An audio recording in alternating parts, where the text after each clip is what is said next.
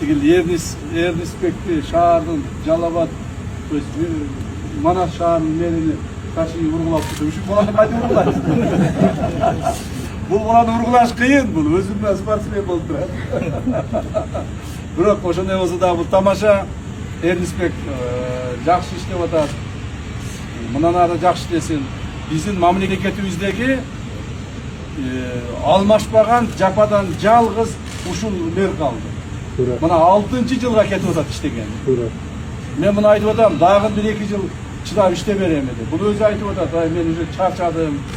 Мени башка жака которгула же болбосо деп. Мен айтам, жок, дагы 1-2 жыл иштеп. Шаарыбызды мындан ары өнүктүрөйлү.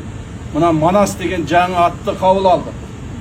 Манас деген жаңы аттан кийин Манас бул кыргыз элинин, кыргыз мамлекетинин духу, руху. Ошондуктан Манас деген шаар бул өтө алдыңкы катарларда туруш керек.